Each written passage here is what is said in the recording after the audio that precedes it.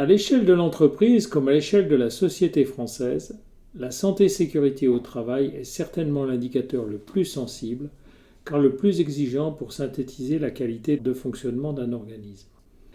Commençons par l'évolution des résultats, tristement illustrés par les décès au travail. On voit que passant de 537 morts au travail en 2010 à 803 décès en 2019, le bilan s'est bien détérioré en 10 ans.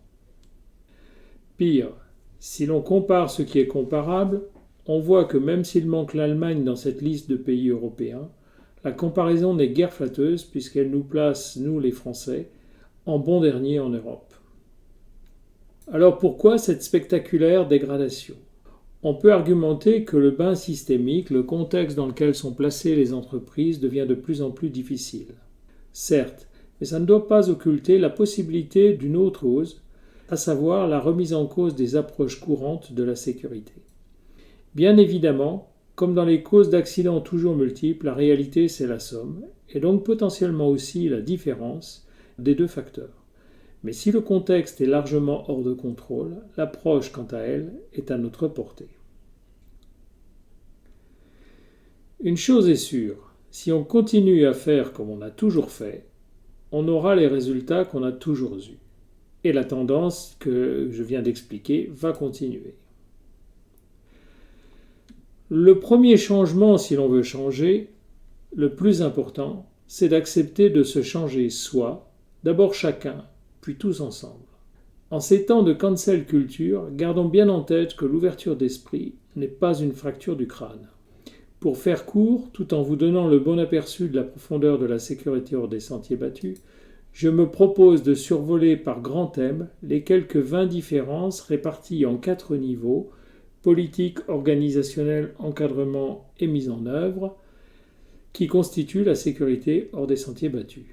Il ne s'agit que de la moitié des différences, car la méthode pour conduire un changement de culture compte tout autant que les repositionnements. J'en dirai un mot. Premier thème donc. Je le traite brièvement, mais il est fondamental. La sécurité et la productivité ne s'opposent qu'en apparence. L'humain d'abord, nous en serons tous ici d'accord, je ne m'étends pas. Mais ensuite vient la question économique. Et là, même de grands chercheurs en sécurité accréditent la thèse que les entreprises seraient stratégiquement contraintes entre gagner de l'argent pour ne pas faire faillite et prévenir suffisamment pour ne pas induire d'accidents majeurs. Avec la sécurité hors des sentiers battus, je prétends au contraire que non seulement on évite des pertes avec la prévention, mais que beaucoup mieux, on peut gagner 10 fois plus qu'on économise. La condition pour cela, c'est précisément de changer ce postulat d'opposition et ensuite de bien s'y prendre pour ne pas y entrer. Ce qui m'amène à mon deuxième thème, bien s'y prendre. La croyance que si les procédures étaient respectées, on n'aurait plus d'accidents. Lorsqu'on est convaincu de ce paradigme, on s'appuie beaucoup sur les procédures. Elles deviennent de plus en plus précises et strictes, elles s'allongent avec de nouvelles séquences au fil des aléas, on sanctionne de plus en plus les défauts d'application et l'ambiance se détériore. Au final, tout à la fois la sécurité et les procédures sont déconsidérées. On a découvert avec l'étude des grands accidents, celui de la centrale nucléaire américaine de Gina, où les procédures tirées de 3 Mile Island avaient ralenti le retour à la normale, l'accident de l'explosion de la plateforme pétrolière anglaise Piper Alpha, où tous ceux qui avaient suivi la procédure d'évacuation ont malheureusement péri, et à l'occasion de plusieurs crashs comme celui du vol Paris-Rio. On s'est aperçu donc que le contrôle strict par des procédures induisait des risques supplémentaires. En résumé, cette approche rébarbative et contrôlante arrive vite à ses limites, et au lieu d'induire plus de sécurité, les accidents perdurent. Il faut donc adapter les instructions au contexte, et par conséquent c'est un art assez fin que l'on pourrait résumer par plus d'autonomie et de jugement, plus de diversité dans les leviers préventifs, et surtout moins d'autorité. La sécurité, c'est comme les frites. Ce ne sont pas ceux qui en parlent le plus qui en mangent le plus. Et ce sera mon troisième thème, plus sociétal que culinaire, bien qu'on soit à Lyon. Nous vivons une société médiatique. Les services prévention n'y échappent pas, et croyant bien faire, ils rivalisent d'énergie, de créativité dans la communication de sensibilisation. Les dirigeants impliqués, et tout l'encadrement avec eux, ont les yeux rivés sur les indicateurs d'accident avec arrêt, et ils sont en général bons. Et pourtant, contre le cours du jeu en apparence, on voit inexplicablement surgir un accident mortel. Les directeurs sécurité de grands groupes ne comprennent pas comment c'est encore possible. Permettez-moi de faire référence au philosophe Bergson pour éclairer leur lanterne. La sécurité a contre elle qu'il faut la vouloir et qu'elle se dérobe si on se borne à la souhaiter, nous dit Bergson. Et donc, à l'opposé de ce manque de concret médiatique, l'approche sécurité hors des sentiers battus, c'est communiquer moins et à la place agir plus concrètement, agir à tous les niveaux sur tous les leviers. L'illustration de mon quatrième thème est formulée de manière plus feutrée, moins caricaturale que ce que je vais dire, mais pour pousser, pour ne pas dire forcer certains dirigeants ou cadres à s'impliquer dans la prévention, la fonction sécurité, souvent par un avocat interposé, cherche à les inquiéter. Elle leur dit en substance : si vous ne corrigez pas cette situation à risque, il y aura accident et vous mangerez des oranges en prison. Conséquence, ça active la peur, ça provoque une réaction défensive qui se traduit par des délégations de pouvoir qui divisent, des dérives bureaucratiques de couverture qui agacent. Ça conduit à une dérive ontologique, en ce sens que ce n'est plus la prévention de l'accident qui est au centre, mais la prévention du risque juridique des niveaux d'encadrement. Et le moins visible, mais le plus important, c'est un renoncement implicite à vouloir prévenir tous les accidents. En conclusion, la peur, plus la division larvée des responsables, plus les dérives bureaucratiques et ontologiques, plus le renoncement à empêcher les accidents, vous êtes certain de l'inefficacité préventive et donc du résultat. Tous les auteurs dans l'histoire sont d'accord avec cette loi. Toute puissance est faible à moins que d'être unie, nous dit La Fontaine. Ésope, autant de l'union fait la force, autant la discorde expose à une prompte défaite. Homère avant lui, même chez les moins bons, l'union fait la force. Ce n'est pas le tout que d'être unis. Encore faut-il viser juste, et la loi de l'archer sera mon 5e thème de conférence. L'archer qui vise sa cible pour le plaisir dispose de toutes ses facultés. L'archer qui vise sa cible pour gagner la boucle en bronze est partagé, il pense autant à gagner qu'à bien viser. L'archer qui vise sa cible pour le prix en or massif n'est plus que l'ombre de lui-même, le désir de gagner, le vide de son pouvoir de viser juste. Traduction en santé et sécurité hors des sentiers battus. Se concentrer sur la pureté du geste préventif.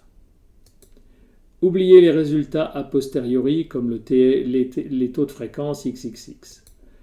Oubliez le risque juridique. Concentrez l'effort sur les indicateurs préventifs et proactifs. Reste à savoir qui est l'archer. Et cela m'amène à mon 6e thème que j'appelle la sécurité en parallèle. Caricaturalement, ça se traduit par ce que m'avait dit un responsable à qui je rendais visite. On ne peut pas faire de sécurité, nous, on n'a pas de responsable sécurité. Moins caricaturalement, l'auditeur de certification que je suis depuis 25 ans a souvent entendu « Nous, on est bon en sécurité parce qu'on commence toutes nos réunions par la sécurité. » Ou bien encore « On est bon en sécurité puisqu'on est certifié ISO 45001 ou MAS. » Or, les choses ne sont pas ce dont elles ont l'apparence. J'ai même envie d'ajouter que l'enfer est pavé de bonnes intentions. Signer sans vérifier, remplir sans réfléchir, avoir le papier pour se couvrir, parler sécurité pour pouvoir dire qu'on a fait comme il fallait. Tout cela donne une belle apparence qui cache le fond.